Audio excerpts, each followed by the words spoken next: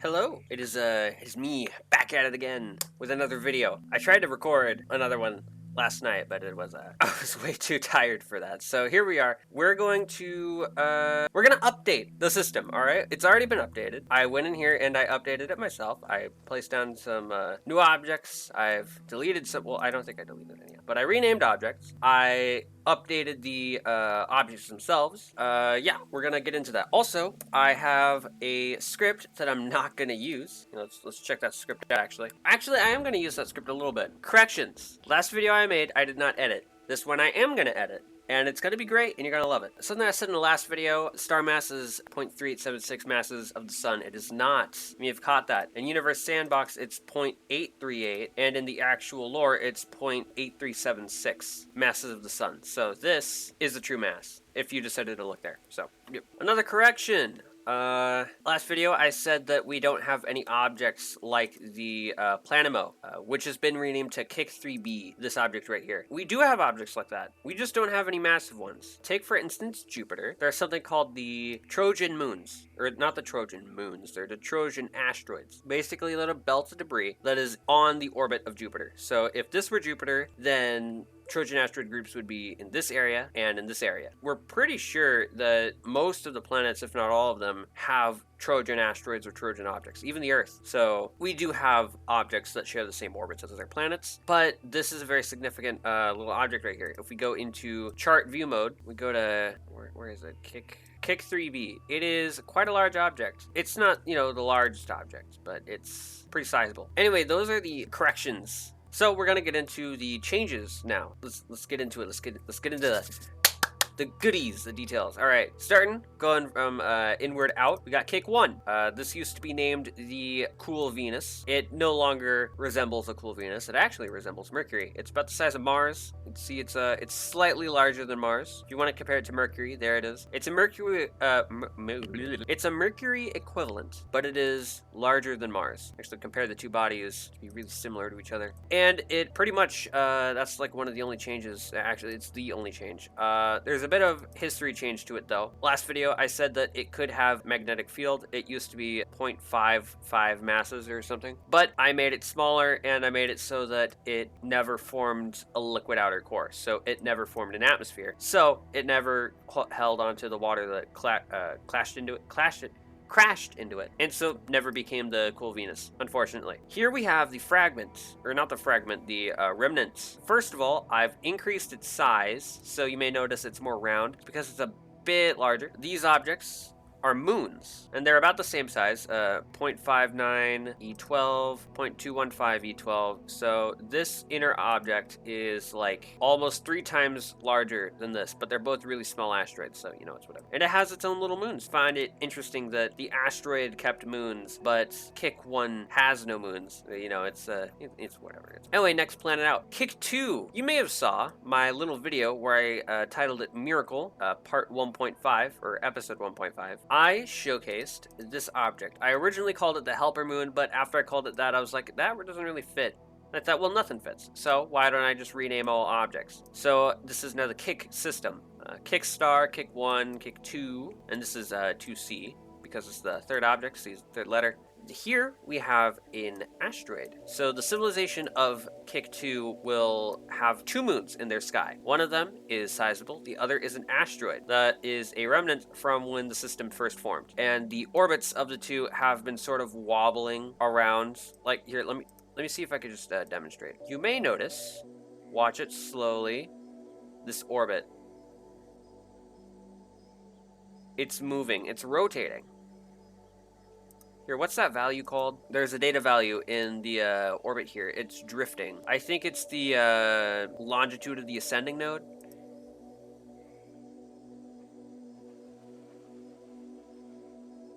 Yeah, so obviously the true anomaly is just where it is in its orbit, so that's going to change all the time. The argument of the paracenter is just the direction in which its furthest point is, which is going to change as time goes on with the moon here. And inclination and longitude of ascending node are the things that change a little bit. Inclination is actually going down.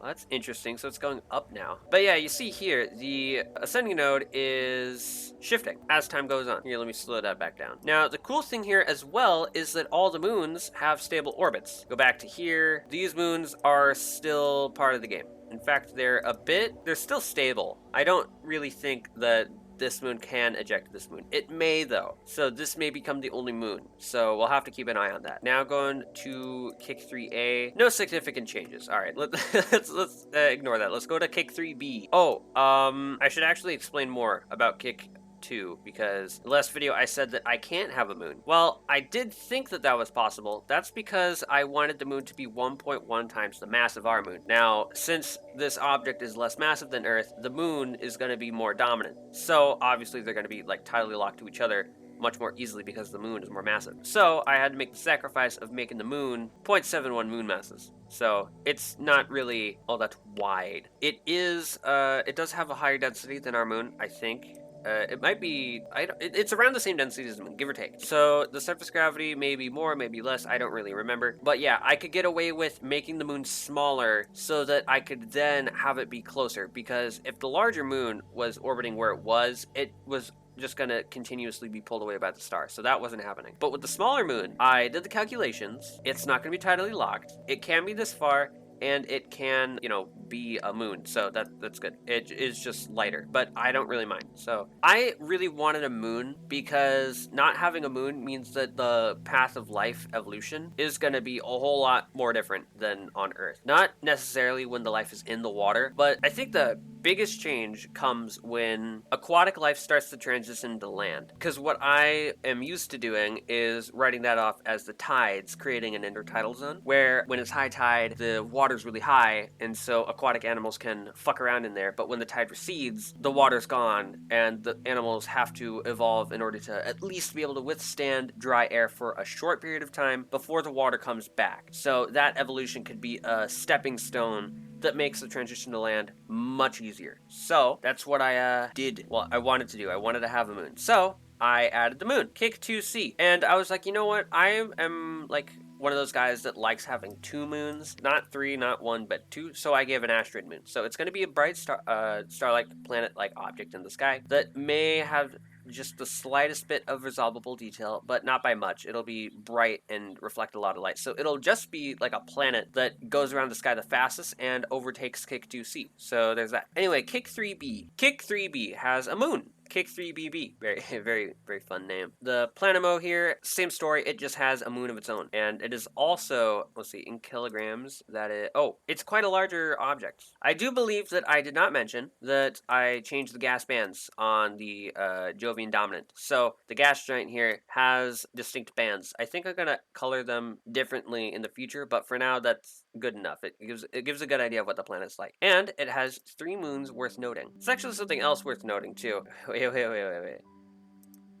Yeah, so there are three moons worth noting and something else worth noting. The rings of the gas giant are there. They're kind of like the Saturn rings, but I just didn't include them in the simulation, although they're not exactly like the Saturn rings. Saturn's rings formed much more recently than these rings at the time of intelligent civilization on Kick 2, so they won't really be able to see the rings of this planet from a telescope unless they are really looking at it. It may be like a mysterious thing that only a certain few people can see, but when it comes for time for space exploration, and they get probes out here, they will notice that this planet has faint rings. They're not as faint as Jupiter's rings, and they're much larger. They're the size of Saturn's rings. In fact, they may be a little bit larger, but they're much older. So Saturn's rings, over time, are going to erode and fade away. Not these rings, though. Well, actually, I don't know why I said that. It's exactly the same with these. They will fade away, and they are in the process of fading right now. Because they're so faint at this point, you can't really see them. But they are there, and they are still detailed. They're just becoming more uniform, and in a few million years, they'll be gone. So it'll be an interesting thing for the civilization to find out about rings from this planet. Kick 4B has Europa Enceladus stuff. What the fuck?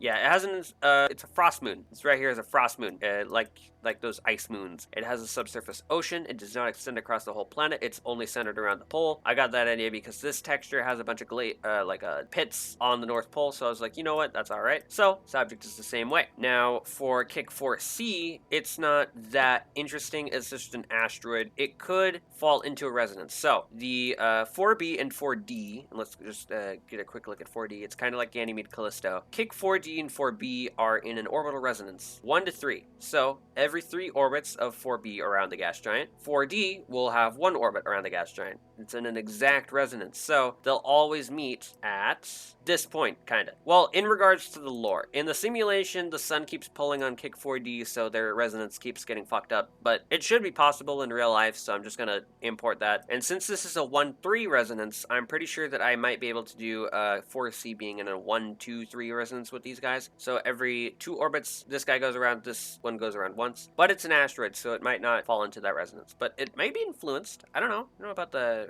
orbital resonance of asteroids. Jupiter has a resonance influence on the asteroid belt, where there are very noticeable gaps of asteroids at resonance marks in the asteroid belt. So, you know, it's something. Anyway, I came up with a lot more lore for Kiq 5, the Jovian remnant. So, it is a binary. It's still a binary. Last episode, I kept talking about how it was like the lesser part of a binary with a much larger object. It could have been a gas giant, it could have been a terrestrial world. Whatever it was, it kept pulling off the gas layers from this core, and it never allowed it to form. Now, I have an idea for how that can be dumb and stupid. So, these two objects, the binary, Kiq 5, and its other counterpart, are the same. They're almost equal mass, and they're in a true binary with each other. Now, their close proximity makes it so that the gas layers that they do form with slow in their growth, and they start to go backwards because the gas is being pulled apart by the other. Now, you would think that if one gas giant pulls the gas off the other, and that loop continues, then they'll just exchange mass in a cycle, and it won't really be thrown out into space. Well, not only are they going to have complicated gravitational interactions that could throw a certain amount of gas out at a constant rate, which could gradually take away from the system, there are external forces, that being the dominant gas giant. It's dominant for a reason. It affects pretty much every object in the system that isn't like the Mercury style object. But while these two objects are losing a lot of their mass and gaining it, but mainly throwing it out into space, they still have the combined mass of something around the mass of Saturn. So there can be a Jupiter-Saturn pass which pushes Kiq 6 further out. So Kiq 6 does form at about here, and then it is pushed into the Kuiper Belt and causes the late heavy bombardment, which seeds the worlds with life. I also give it rings. They're supposed to be kind of like the Uranus rings, but a bit thicker, so you can see them much easier with ground-based telescopes, and you don't have to strain your camera too hard when you send an interstellar probe out at this point, or an interplanetary probe out at this point. So yeah, better rings. Kiq 6 also has a moon. I also changed its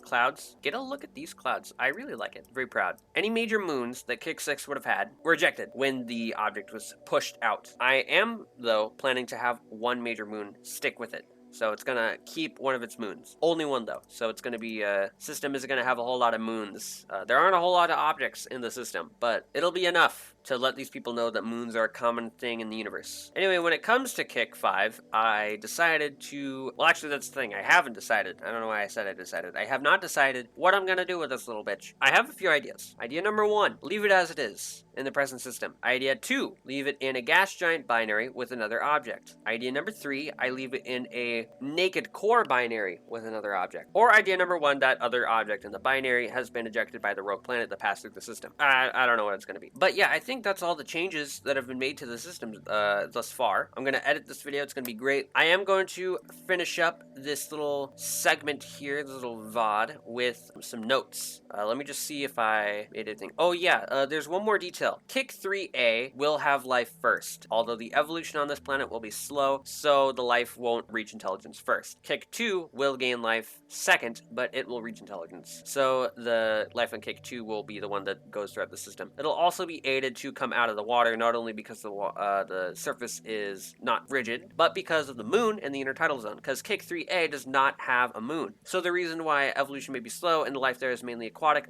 could not only be because the surface is barren, but because Kiq 2 has a moon to help with tides and nudge things onto the surface. Skimming speculation. Right, so note for what's to come ahead. In the next few videos, I'm going to be detailing systems that are not this one. Maybe in like one video. I'm gonna focus on the most nearby stars. I'm gonna detail those guys. It might not even be the next episode, it'll just be one in the future, where I'll focus on stars and the closest ones and the very rudimentary interstellar neighborhood. So yeah, I'll focus on the other systems a little bit. I'll also focus mainly on the basic nation politics and the space age exploration of the star system and of beyond. Because while I do like speculative biology, I don't want to focus too much on that. I don't want that to become what the series is. I want the series to become focused on designs, on pushes and urges to go to objects like the space race, but I plan to keep that space race going for a bit longer, or at least that's my hope. Kind of like For All Mankind, the series on Apple TV. I have not had the chance to watch it, but I've watched clips of it on YouTube. It seems great, so I'm gonna have something like that, where the urge to go to space was not suppressed for 50 years like it was on Earth, because we're so smart. I don't want to focus all the series on speculative biology. I may have 1 or 2 or maybe even 3 videos about that and the evolution of life. Then I will focus just a bit on conlanging and more focus on the history of cultural evolution. So languages do play a part in that, but I also want to focus a lot on, the actual politics. So when I say I want to focus on the actual politics, I don't want to absurdly get into craziness about classes and all that. I mean to say that the nations and how they expand and how they war and all that stuff, the progression of technology, that kind of thing. I want to focus on that, the world history. Language is part of that, but I'm just probably going to do one language that I've already made, and I'm going to import that to here, use its language rules to come up with a few names for gods, and give those names to the planets, so that I can finally rest with the Kiq3b and Kiqstar and all those names, that kind of thing. So, yeah, I'm pretty sure that's it. Expect to see more edited videos on my channel in general from now on, actually, because for the longest time, actually throughout my entire channel history, I haven't really edited a single video. I edited one video, but it's privated, so you can't see it. But I'm gonna edit this video. Consider this the start of a new age. Let me just check my notes to make sure there's nothing else. Yeah, I guess that's it. Also, note on the thing that I've been doing where I start a hardcore series and I never finish it. I don't know what's going on with that. I think that I'm going to start another one, or I'm going to pull out a dead one. I think I'm going to start another one sometime in the future, except with my editing skills. I'll make the videos shorter and I'll make them, hopefully more entertaining while still not being any commentary. I plan to keep the no commentary theme running, and I'm just gonna do that. I think that's the end of the video. Thank you for watching. If you enjoyed, then do all the jazzy stuff. I will edit the system in the future. All that